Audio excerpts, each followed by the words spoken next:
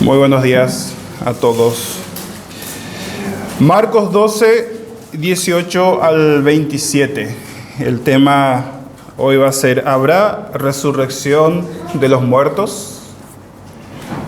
Hermanos, una doctrina fundamental del cristianismo. Porque como ya leyó Lucas en 1 Corintios 15, si Cristo no resucitó, vana es nuestra fe. Comencemos entonces a hacer lo que queremos, pequemos todo lo que queremos, porque no hay resurrección. Bueno, pero sí, hay resurrección.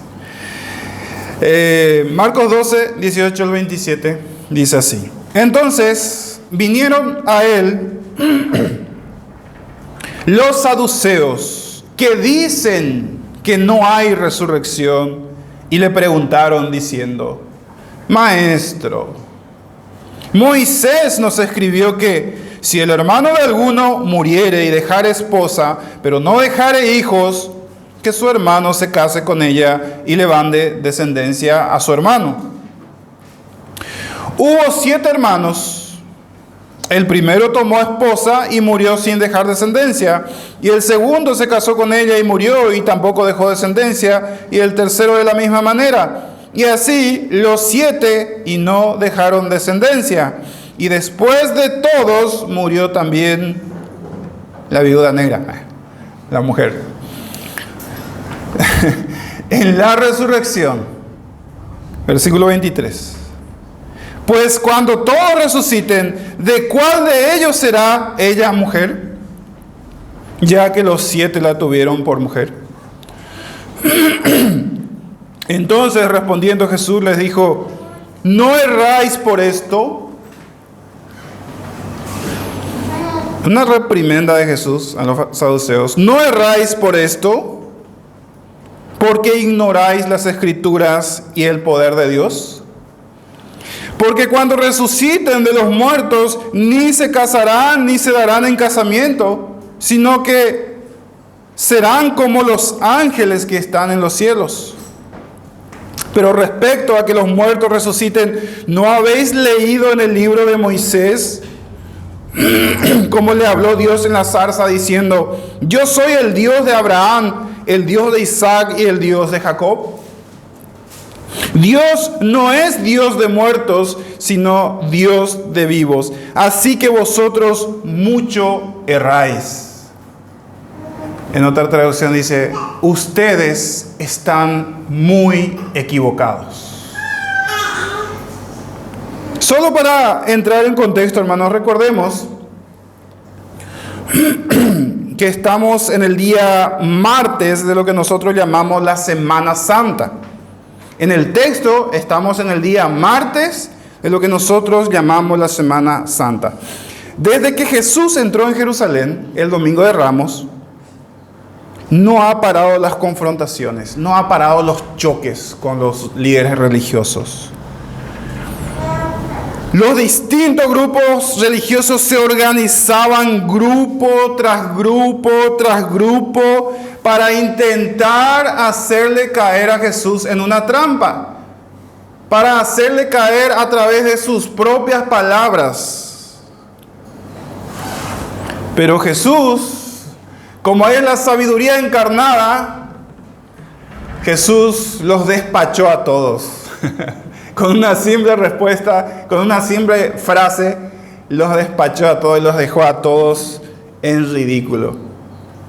Es más, el versículo 34 del capítulo 12 ahí dice que después ya ninguno se atrevía a preguntarle nada.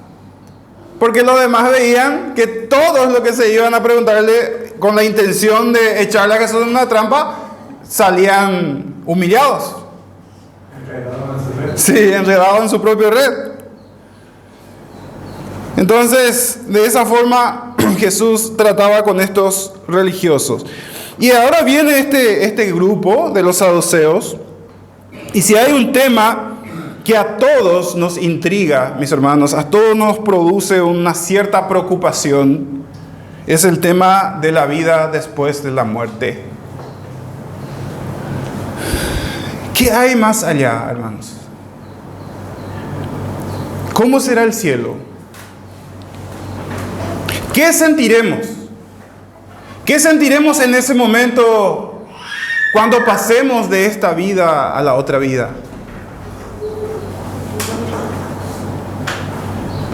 ¿Nos reconoceremos allá? ¿Vamos a reconocernos? ¿Recordaremos las cosas que pasamos acá, las desilusiones, las traiciones? ¿Cómo será?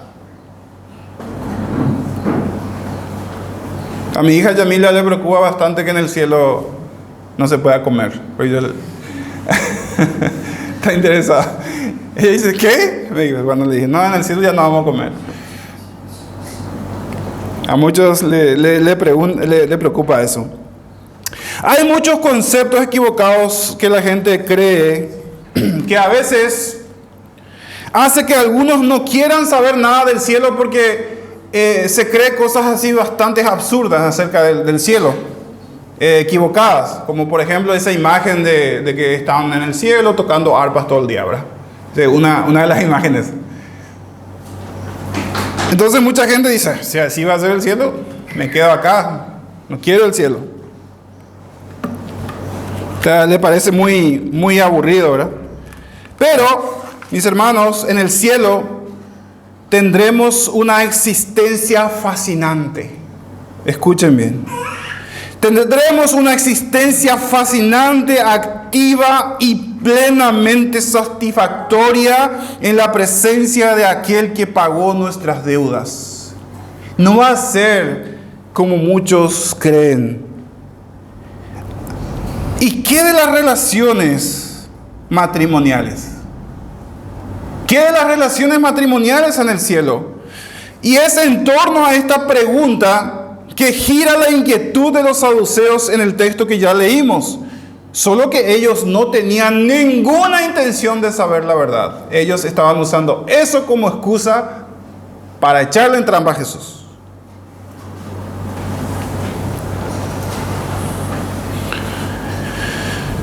Solo que Jesús los dejó en ridículo, como dije. Ellos querían dejarle en ridículo a Jesús ante el pueblo. Ese día, martes, fue el día de las preguntas difíciles, el día de las confrontaciones con los líderes religiosos.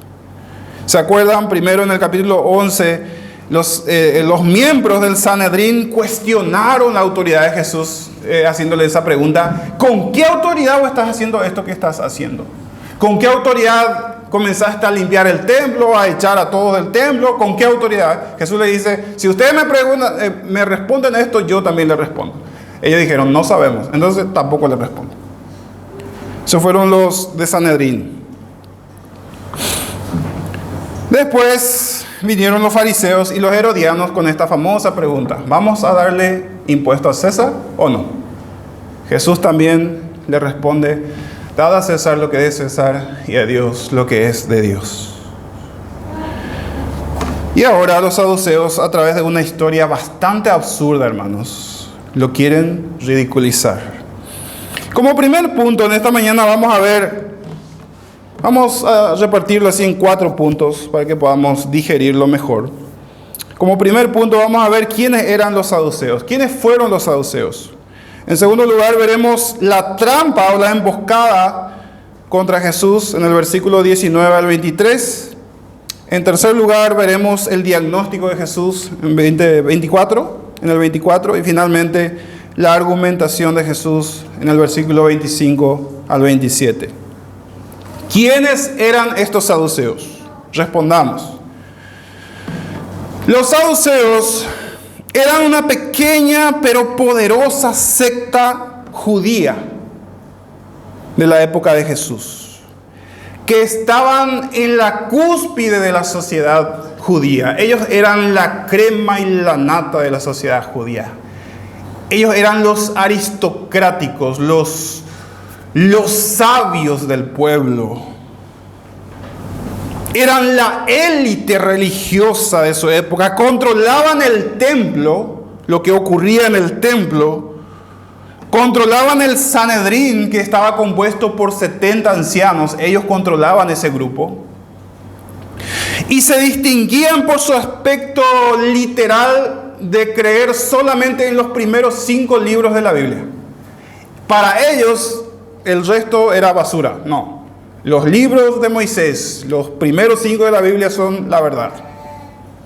Una de las características de ellos. Rechazaban el resto. Rechazaban el libro de Daniel, de Oseas, de todo.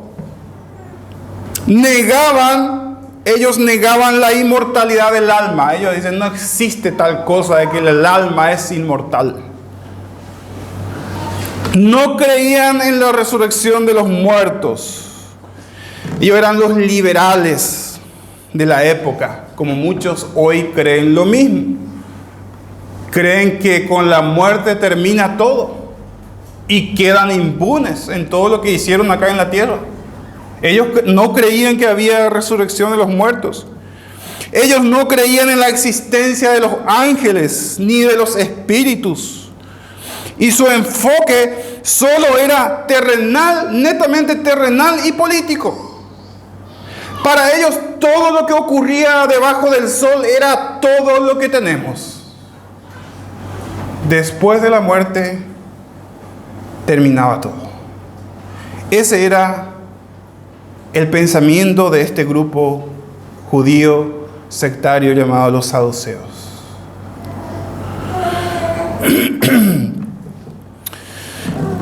Su enfoque entonces era terrenal y político. Ellos se opusieron activamente a Jesús y los apóstoles. Y ya que el poder religioso y político de ellos giraba en torno al templo de Jerusalén, cuando en el año 70 el templo fue destruido por los romanos, ellos perdieron su influencia y desaparecieron por completo de la historia de Israel hasta hoy. Recuerden, ellos basaban toda su teología únicamente en los 5 primeros libros de Moisés. Eran los expertos que decían creer en Dios, pero al mismo tiempo no creían en nada sobrenatural. Mis hermanos, así pensaban los saduceos que están confrontando a Jesús acerca de la resurrección de los muertos. Así que estos se acercan a Jesús.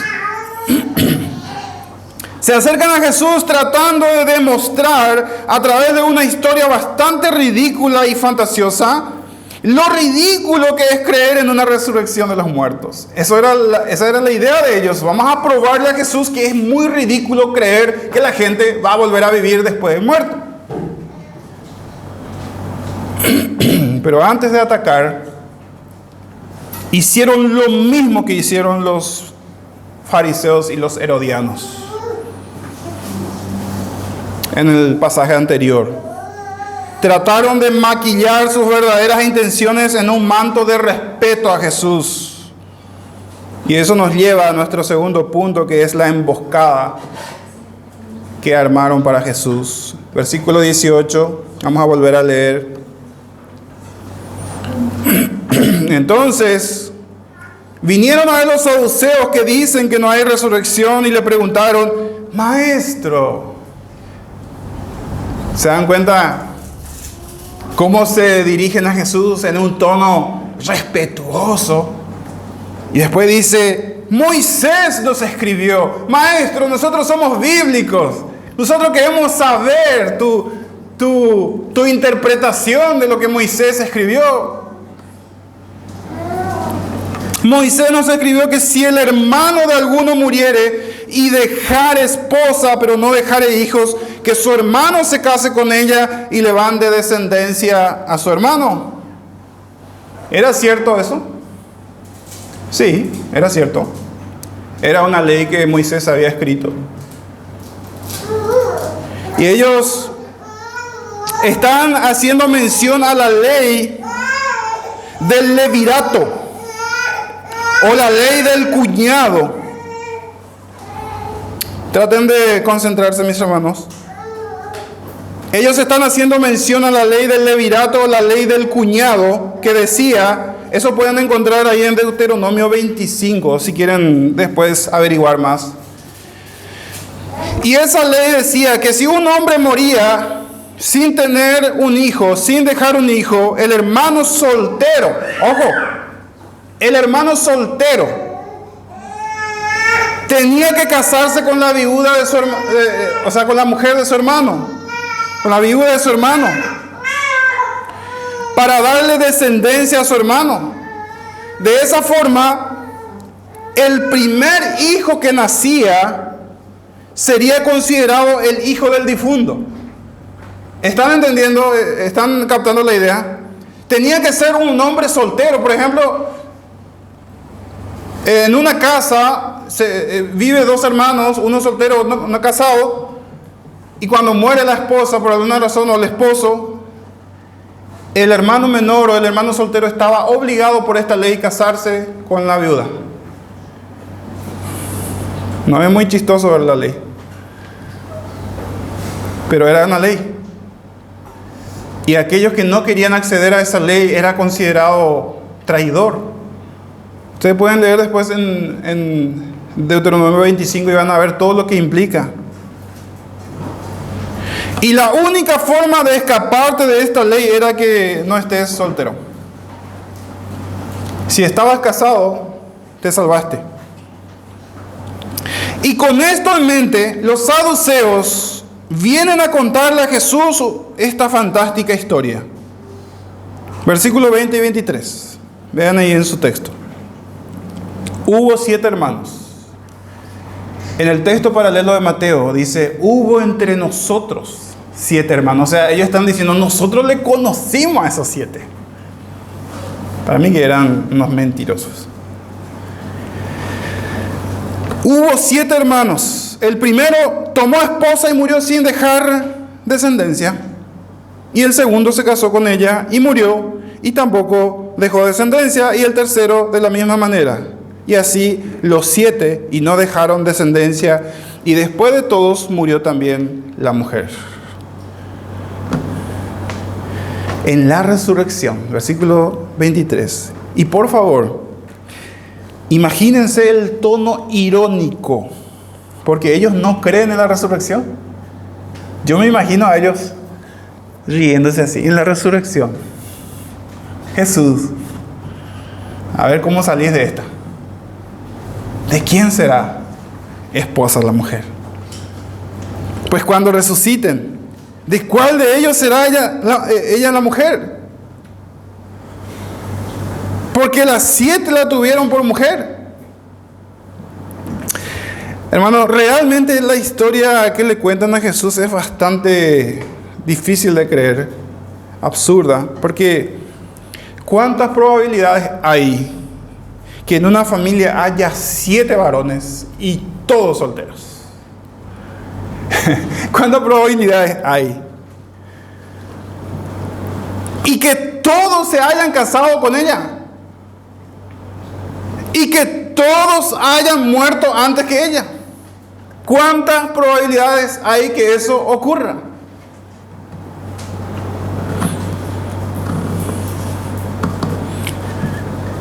Al menos que era, como dije al principio, una viuda negra, ¿verdad? La famosa viuda negra. Yo me imagino que si esta historia fuera cierta, el tercer hermano, al ver que los primeros 2 ya murieron, no creo que haya querido casarse ya. Murieron en extrañas circunstancias, ¿verdad? Entonces, yo habría desistido. yo habría desistido casarse con la mujer. Y según la historia de los saduceos, los 7 se casaron con ella, ¿verdad? Ni les preocupó que los primeros 4 ya se fueron, el 5, el 6, no les preocupó. Entonces, dicen los fariseos, si hay resurrección, dicen ellos, ¿de quién será la mujer? Pues los 7 la tuvieron. Ahí está su argumento. Ahora, en la mente de los saduceos hay solo 2 opciones. El primero es aceptar que en la vida venidera se va a practicar la poligamia. ¿Saben lo que es la poligamia? Que un hombre tenga más de una esposa. O la poliandria. ¿Saben lo que es poliandria? ¿Cómo se come eso? Cuando la mujer tiene varios esposos. Ustedes saben que en Creta, creo que en Turquía, hay tribus donde la mujer es la que tiene varios maridos. Sí, a eso se le dice poliandria. Poligamia, cuando el hombre tiene varias esposas. Y al revés es cuando la mujer. Entonces, para los fariseos, los saduceos, había solo dos opciones. Aceptar que en la vida venidera se va a practicar la poligamia, o la segunda opción, que es realmente no hay resurrección. Y ahí se soluciona todo. Como Jesús había hablado varias veces de su propia resurrección, si hay algo sobre el cual Jesús habló muchísimo es de su propia resurrección, de su propia muerte y resurrección. Este era un aspecto fundamental de la fe cristiana. Este es una columna vertebral de la fe cristiana. Probemos que Cristo no resucitó y todo lo que nosotros creemos se va al tacho. El día que alguien pruebe que Jesús, los huesos de Jesús están en la tumba, dejemos todo lo que creemos. Dejemos todo lo que estamos haciendo. Porque no hay resurrección. Y no vale la pena hacer lo que estamos haciendo. Pero si no, todo lo que hacemos vale la pena. Porque hay resurrección. Como Pablo mismo dijo en 1 Corintios, si Cristo no resucitó, vana es nuestra fe. Comamos y bebamos, porque mañana moriremos. Pues esta vida es la única que tenemos, más o menos. Esto es lo que mucha gente cree, mis hermanos. Mucha gente cree. Esta filosofía está muy activa, muy viva en la mente de muchas personas. Esos que dicen, morimos como animales, como perros, termina. ¿Cómo se dice? Muerto el perro, muerto la rabia, termina en la rabia, ¿no? Pero el problema, mis hermanos, no es que la gente del mundo crea esto. El problema es que hay muchos considerados cristianos que viven de la misma forma. Y es ahí donde nos toca directamente a nosotros. Mucha gente cree así, pero no hablamos solo de mundanos. Algunos cristianos también viven así, acumulando solo para esta vida. Como si esta vida fuera lo único real. Y lo peor es que haciendo eso, descuidan su eternidad, descuidan su vida espiritual.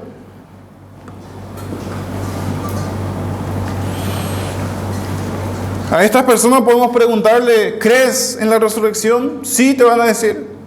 Pero van a vivir como si no.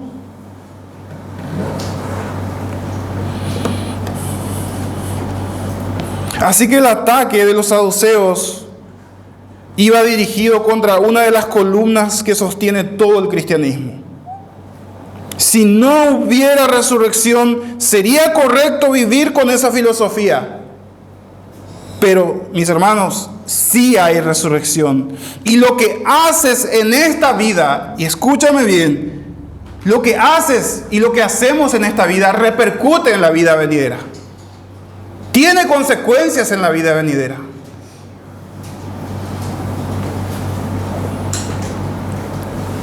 Y eso, mis hermanos, nos tiene que hacer temblar. Porque vamos a rendir cuentas. Y aunque moramos, vamos a volver a resucitar. Y créeme que querrás haber hecho todo lo posible de agradar a tu Salvador, de servir a tu Salvador, de servir a su iglesia. cuando resucites. Pero antes de que Jesús les pruebe bíblicamente que estaban muy equivocados, Cristo les hace un diagnóstico. ¿Qué es un diagnóstico? Es como un pronóstico, ¿no? Como un estudio del corazón. Le hace un diagnóstico. Versículo 24, que es nuestro tercer punto. ¿Pueden mirar ahí? Entonces respondiendo Jesús le dijo: ¿no erráis por esto? Porque ignoráis las Escrituras y el poder de Dios. Y esto, mis hermanos, es algo demasiado revelador, demasiado importante este punto de entender. ¿Cuál es el diagnóstico de Jesús? Jesús saca un diagnóstico y dice: ¿saben cuál es el problema de ustedes? No entienden la Biblia. Y al no entender la Biblia, no conocen el poder de Dios. Mis hermanos, esas dos cosas son van de la mano. Nadie puede conocer el poder de Dios si no conoce la Escritura.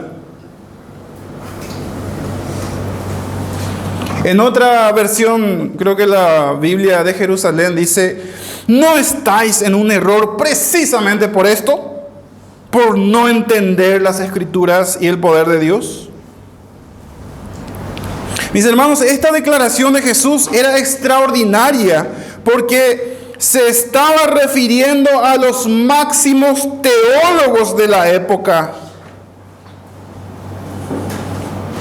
Ellos se consideraban expertos. Pero Jesús le dice: ustedes no conocen la Biblia. Ese es el problema de ustedes.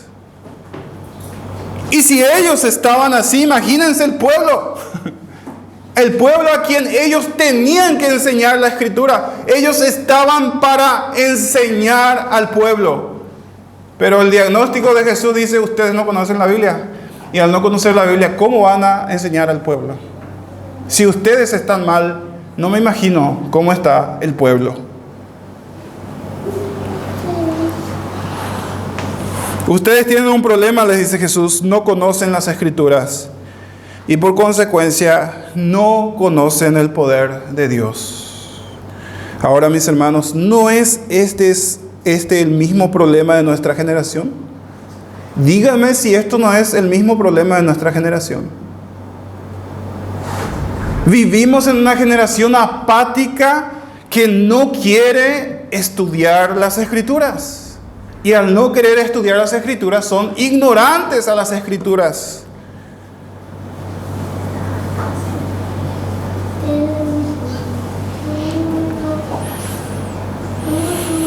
¿Por qué muchos cristianos toman decisiones aún pecaminosas? ¿Por qué muchos cristianos no se quieren comprometer con una iglesia local? No quieren congregarse, no quieren vivir un cristianismo a su gusto, a su estilo. Todo esto es porque ignoran lo que la Biblia dice sobre el tema.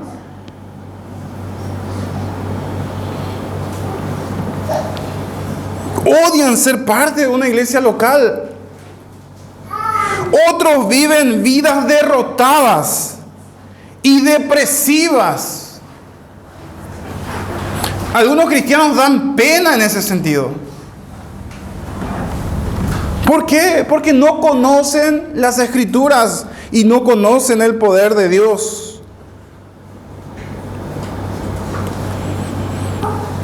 Sin el conocimiento de Dios, que es a través de las Escrituras, ¿por qué nosotros insistimos tanto, hermanos? ¿Por qué nosotros insistimos tanto en la predicación expositiva? En la predicación que trae orden, punto por punto, tema por tema. Porque es la única forma de que nosotros podamos ir entendiendo de una forma general las Escrituras. ¿Por qué nos llamamos iglesia bíblica? Porque creemos que la Biblia, la palabra de Dios, es el centro de la iglesia. Debe ser el centro de la iglesia y es el libro que tiene que ser más estudiado por la iglesia. Sin ese conocimiento de Dios a través de las Escrituras, todos nosotros somos como el topo. ¿Conocen el topo? El topo dice que ve más o menos medio metro, nomás lo ve. La visión del topo. Sin la Biblia, tenemos una visión distorsionada de la realidad. Todos necesitamos de este manual, mis hermanos. Ellas son nuestros ojos en el mundo espiritual. En este libro tenemos la visión correcta del matrimonio, el concepto correcto del matrimonio, el concepto correcto de la sexualidad, la visión correcta de la crianza de nuestros niños, la visión correcta del rol de la esposa y del esposo, y un montón de otros temas más. ¿Cuántos pecados, mis hermanos, se cometen? ¿Cuántos pecados cometiste? ¿Cuántas decisiones que marcaron tu vida para siempre tomaste por no haber conocido las Escrituras?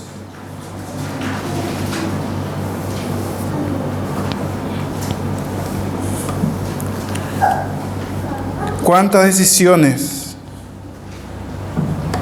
por culpa del mismo síndrome que sufrían los saduceos? Ignoráis las Escrituras y el poder de Dios. ¿Y cuántas decisiones que debemos tomar ahora mismo no lo tomamos por ignorar lo que dice la Biblia? No, mis hermanos. Este problema no era solo de los saduceos. Este problema sigue siendo uno de los problemas centrales del cristianismo. Ignorar las Escrituras. Es también, mis hermanos, nuestro problema. Es también tu problema, mi problema, en mayor o menor medida, pero es un problema nuestro que debemos ir solucionando. Mis hermanos, qué bendición tan grande tener la palabra de Dios en nuestras manos. Qué bendición tan grande es tener la palabra de Dios en nuestra mano. Y yo sé que esta frase hasta puede sonar así muy hueca, porque es como que ya para nosotros es normal tener una Biblia, tener todas las versiones que queremos, conseguimos. Y ya no tiene tanto peso decir, tengo la palabra de Dios.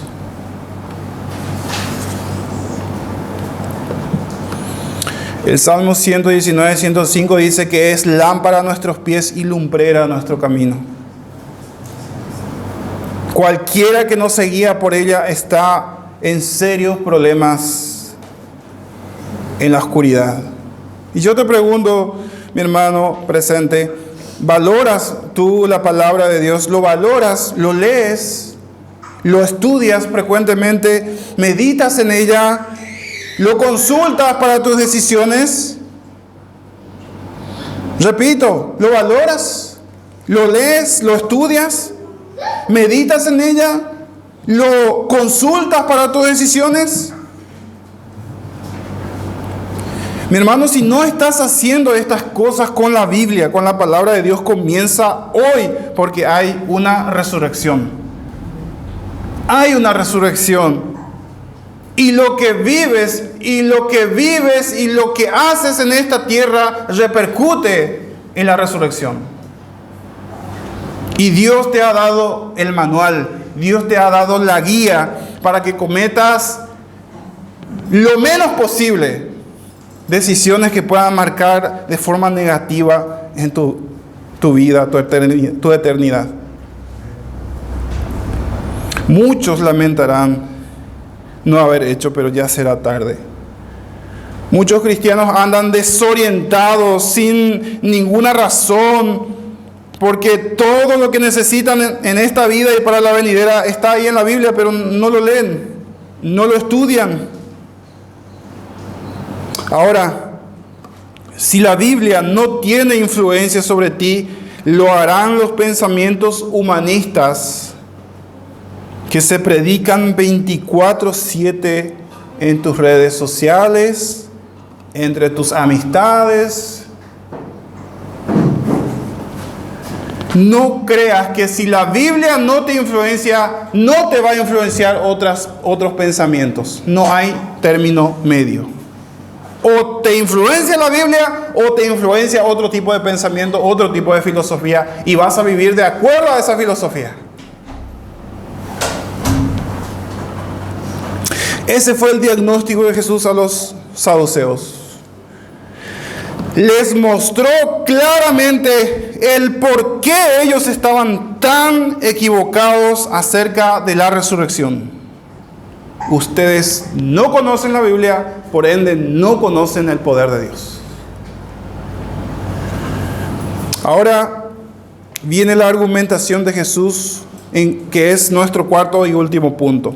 Su argumento se compone por dos puntos: una explicación y un texto bíblico que sustenta la verdad de la resurrección. Versículo 25. Porque cuando resuciten de los muertos, esto es la explicación. Porque cuando resuciten de los muertos, ni se casarán, ni se darán en casamiento, sino que serán como los ángeles que están en los cielos. Esta es la explicación. En este sentido, dice Jesús, seremos como los ángeles. No es que nos vamos a convertir en ángeles. Ya el matrimonio no sería necesario en el cielo, ya que habrá cumplido su propósito terrenal. Sabemos que los ángeles no se reproducen. La cantidad de ángeles ni mengua ni aumenta. También nosotros, habrá un número X de creyentes en el cielo que no disminuirá ni aumentará. Es en ese sentido que Jesús dice, serán como los ángeles.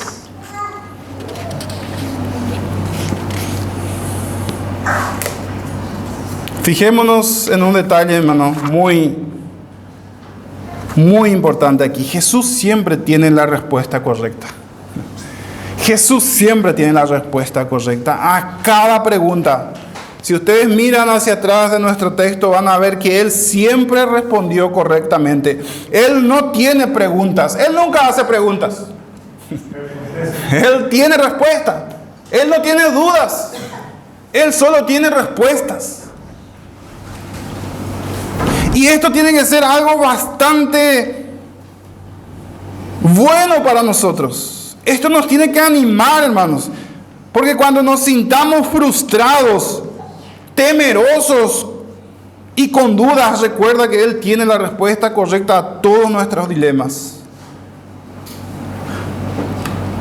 Entonces, volviendo a la pregunta de ellos, ¿cuál será el marido de esta mujer? Jesús les dice, ninguno. Porque en el mundo venidero las cosas funcionan de otro modo.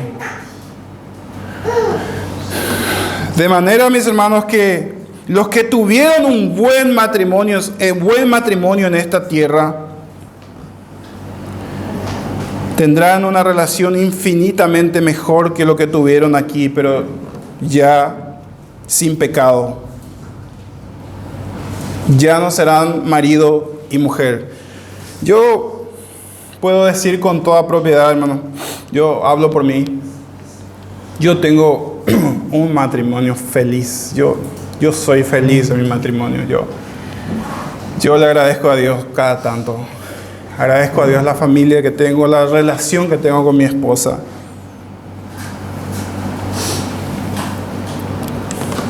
Pero en la resurrección, yo voy a tener una relación 7, 10, 20 veces mejor de lo que yo tengo ahora con mi esposa. Pero ya no será mi esposa. será mi hermana.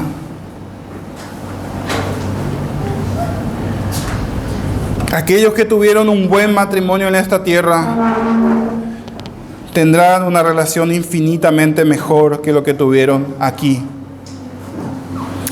Y aquellos, hermanos, que por alguna circunstancia de la vida enviudaron y volvieron a casarse, o por algún divorcio, eso no será ningún problema, porque todo rastro de pecado, maldad o rencor habrá desaparecido para siempre en el cielo.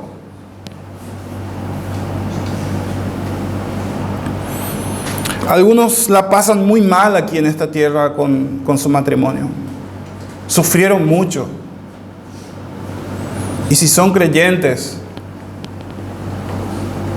en el cielo terminará eso. Esa es la esperanza. Ya no habrá lucha, ya no habrá rastro de pecado. Y no nos olvidemos que el propósito de la relación matrimonial en esta tierra era ser una parábola o un ejemplo viviente de la relación que Cristo tiene con su iglesia. Es por eso es que estas ideologías satánicas, LGBT, la Agenda 2030, hasta acatando el matrimonio bíblico. Porque de esa forma están desvirtuando lo que significa en su espiritualidad. Nosotros, mis hermanos, somos una parábola de la relación que Cristo tiene con su iglesia. Nuestra relación aquí no es más que una copia temporal de esa realidad. Y cuando Cristo regrese, mis hermanos, se consumará la relación perfecta, permanente y eterna que Cristo tiene con su iglesia.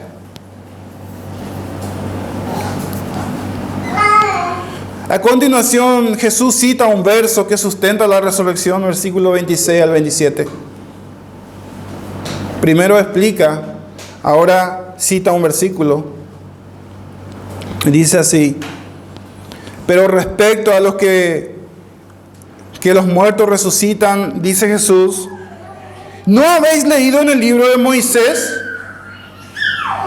Ustedes dicen que son expertos. Ustedes dicen que los 5 libros de Moisés es la verdad. ¿Ustedes no han leído?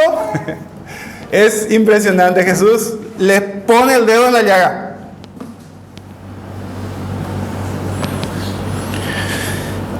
Dice ahí, como le habló Dios en la zarza diciendo, yo soy el Dios de Abraham, el Dios de Isaac y el Dios de Jacob.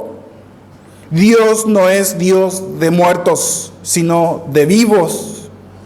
Así que vosotros mucho erráis. ¿Se acuerdan que ellos eran expertos en los 5 libros? Y yo quiero que capten algo acá, amigos. Quiero que capten, hagan el clic. Jesús pudo haber citado cualquier otro texto para probar la doctrina de la resurrección. Pudo haber citado los Salmos, pudo haber citado a Job, pudo haber citado cualquier otro libro. ¿Por qué? Pudo haber citado, por ejemplo, Daniel 12:2. Escuchen lo que dice Daniel 12:2. Y muchos de los que duermen en el polvo de la tierra serán despertados, unos para vida eterna y otros para vergüenza y confusión perpetua. Eso dice Daniel 12:2. Él pudo haber citado estos versículos a este grupo. ¿Por qué no lo hizo? Porque Jesús quería exponer aún más la ignorancia de ellos, citando un verso de uno de los libros que ellos sí aceptaban como verdad. Por eso Jesús no citó de otro libro. Jesús decide pelear la batalla en la cancha de ellos. Y yo les voy a probar, dice Jesús, ya que ustedes no creen en las otras profecías, yo voy a probar que en el libro que ustedes creen, ahí dice que sí va a haber resurrección.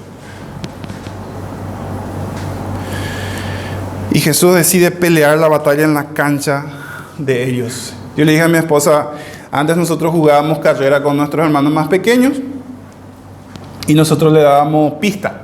No sé si alguien se acuerda. Le decíamos, yo me voy a poner acá y vos ponete a 5 metros de mí. Luz le dicen, ¿verdad? Y nosotros hacíamos eso porque sabíamos que le íbamos, aunque le dábamos 5 metros, le íbamos a ganar. Y hacíamos eso y tranquilamente le ganábamos. Y Jesús está haciendo lo mismo. Yo voy a jugar en la cancha de ustedes, le voy a dar luz, le voy a dar pista. Impresionante, hermanos. ¿Qué dice ese texto? Yo soy el Dios de Abraham, de Isaac y Jacob. Yo soy. Escuchen.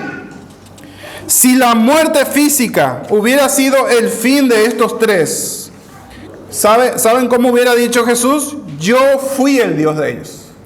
Pero Él dice, yo soy. Tiempo presente continuo. Él dice, ellos están vivos. Yo soy el Dios de ellos. Ellos están vivos. Si no hubiera dicho, yo fui el Dios de ellos, pero Él dice, yo sigo siendo el Dios de Abraham, Isaac y Jacob, pues ellos están más vivos que nunca. Y esta es una esperanza bendita para cada uno de nosotros. Para cada persona que ha muerto en Cristo, ellos, mis hermanos, están vivos. Porque Él dice, Dios no es Dios de muertos. Dios dice, yo no soy el Dios de esos que están muertos en sus delitos y pecados. Yo soy el Dios de aquellos que están vivos. Por eso sabemos que el alma de aquellos que murieron en Cristo hoy están vivos. ¿Y qué están haciendo? Están esperando el día glorioso de la resurrección. El día glorioso de la resurrección. Ayer pasé por la tumba de papá y me acordé de ese versículo. Papá, vas a volver a levantarte de ese lugar. Vas a volver a levantarte de ese lugar. Hoy están vivos esperando el día glorioso de la resurrección. Y vean, mis hermanos, ahí en el último versículo, Marcos cierra con estas palabras. Como dijo un predicador, cierra el telón con estas palabras. Así que vosotros mucho erráis. Terminó. Sin embargo, para terminar, mis hermanos, tengo que decir que la resurrección no es una buena noticia para todos. ¿Por qué? ¿Lo sabías? Es buenísima para los que murieron en Cristo. Pero será terrible para aquellos que vivieron dando la espalda a Dios. Aquellos que amaron más los placeres de este mundo que la sangre preciosa del Salvador. Será terrible para aquellos que levantaron su puño contra Dios, desafiando a Dios. No importa que ellos no hayan creído en vida, que no hay resurrección. No va a depender de ellos si quieren o no quieren resucitar. Daniel 12:2 dice, serán despertados, unos para vida eterna, otros para confusión eterna. Va a haber dos grupos que resucitan.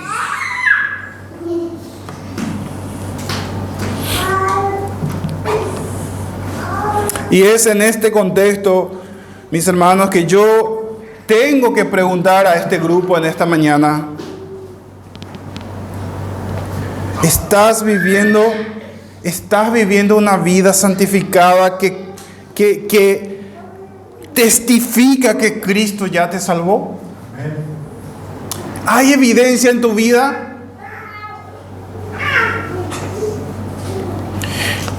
Si alguien enviara a un investigador para que investigue tu vida y le diga, yo quiero pruebas de que fulano es cristiano, tráigame las pruebas, investiga a fulano, ¿será que ese investigador va a salir en la conclusión de que la persona es cristiana por la evidencia que ha recogido? Si tu vida, si la vida de ustedes, si mi vida fuera investigado por alguien, por un tercero, ¿saldría en la conclusión de que yo soy cristiano?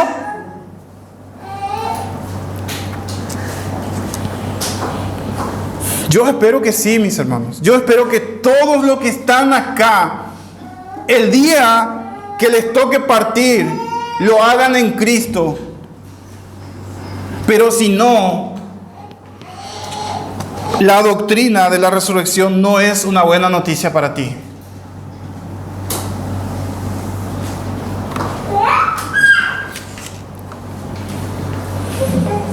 Como los predicadores no somos Dios, no conocemos el corazón de los que están aquí, nosotros frecuentemente debemos llamar al arrepentimiento.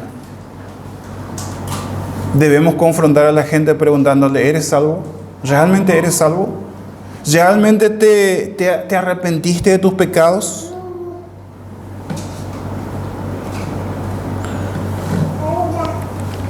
Yo espero que sí, que todo corazón, mis hermanos. Esa es nuestra misión cada vez que pasamos aquí enfrente y exponemos la palabra de Dios.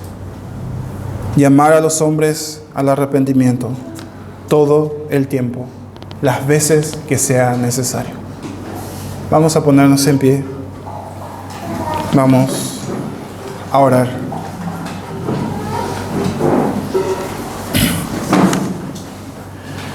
Dios y Señor nuestro,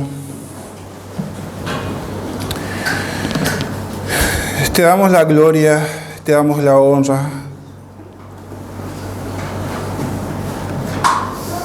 por nuestra salvación, por el rescate tuyo, Señor, por medio de tu bendito Hijo Jesús, que derramó gota por gota de su sangre para que nosotros pudiéramos ser justificados. Y Señor, esta doctrina de la resurrección, como dijimos al final, no va a ser una buena noticia para todos. Porque Daniel dice que un grupo resucitará para vida eterna, para gozo eterna, pero otro grupo para confusión eterna. Señor, no quisiéramos que ninguno de los que está aquí en esta mañana hiciera parte de ese grupo que va a resucitar, pero para confusión eterna, Señor. Porque tú proveíste la salvación para que eso no ocurra. En esta mañana, Señor, rogamos para que si alguien en este grupo todavía no se ha arrepentido de sus pecados, no ha entregado su vida a ti, te pedimos que lo convenzas de pecado, de justicia y de juicio. Te pedimos, te rogamos eso en el nombre de Jesús, nuestro Señor. Y en esta mañana, todo lo que hemos sido rescatados, Señor, por gracia, queremos conmemorar ese sacrificio participando de la Santa Cena y confirmando, Señor, nuestra comunión contigo y con tu iglesia. Te damos gracias, Padre, en el nombre de Jesús. Amén. Y amén.